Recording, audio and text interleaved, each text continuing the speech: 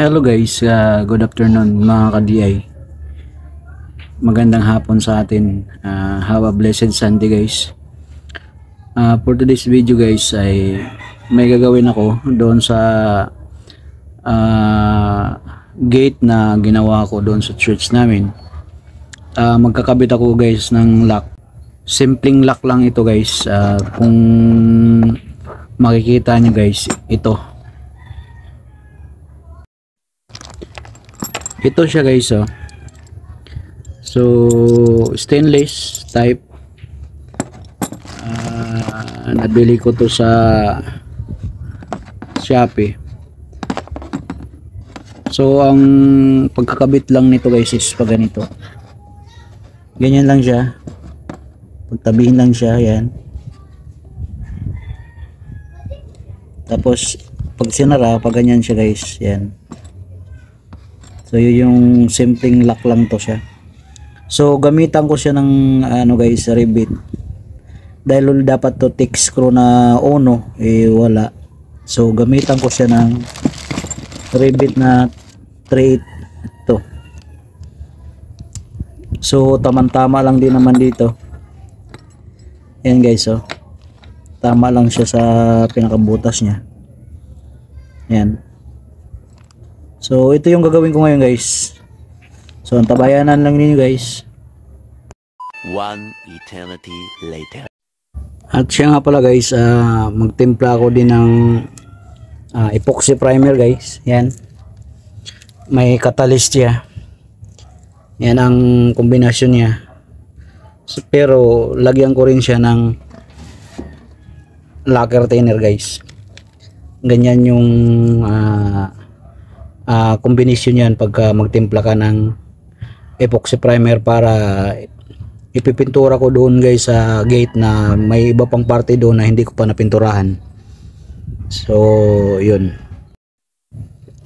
So ito na guys, tinimpla natin.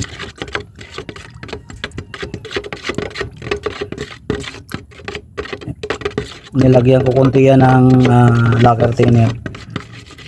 Purpose din ng lacquer thinner guys, para mabilis siya matuyo.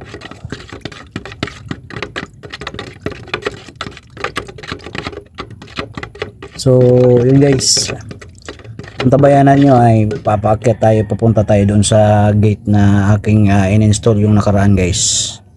Kung makikita nyo sa aking video doon, tingnan nyo guys. One eternity later. So yun guys, dito tayo ngayon sa aking gagawin. Yan.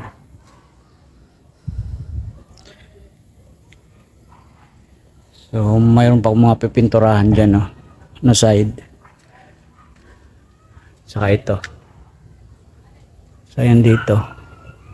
So maglagay ko ng lock dito sa loob guys. Yan.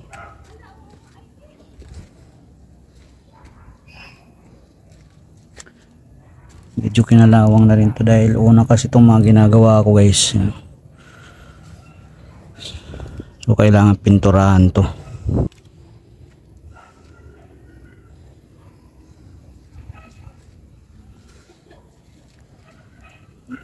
So antabayanan lang nyo guys ang gagawin ko. One eternity later. Yun guys, pininturahan ko muna. Dahil kinalawang siya, dahil itong side na to wala pang pintura. Sa itong mga bakal dito na binibris ko, wala pang pintura guys. Pati yung nandito. Yan. Dito sa taas. Pati itong ibabaw na to, napinturahan ko na rin. So hanggang dito sa baba. Bago ko ilagay yung yung lock niya guys. So yun, ito na lang na side, yung side dito sa ilalim ang hindi pa na side, hindi ko pa napinturahan guys, kaya pinturahan ko muna. So antabayan na lang nyo guys ang gagawin ko. One eternity later. So yun guys, nailagay ko na yung lock na pinakita ko sa inyo kanina.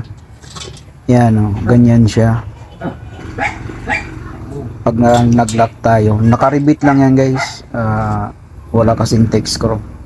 So yan, pwedeng malagyan ng padlock. So finish na tayo guys at nailagay ko na.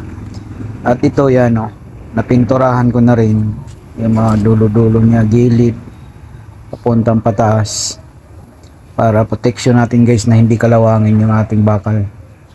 So maganda kasi pampintura talaga ang epoxy primer guys, dahil rubberized siya, naprotektahan niya yung bakal at hindi na bobura. So yun, titingnan natin, titistingan natin dito sa labas at ilalak natin guys. Yan. So yan, nilalak ko, nadudukot naman, okay naman talaga siya, okay na. At naging maayos ang pagkalagay at napinturahan na ang lahat. So hanggang dito lang guys ang aking video. Salamat sa panonood, salamat sa aking mga subscriber. Sa hindi pa nakasubscribe, subscribe kayo at huwag kalimutan pindutin ang notification bell para updated kayo guys sa aking mga video pang darating guys. At God bless, salamat sa panonood ng aking video, salamat sa suporta ninyo guys. At nawa ay pagpalain tayo ng Panginoon. Thank you.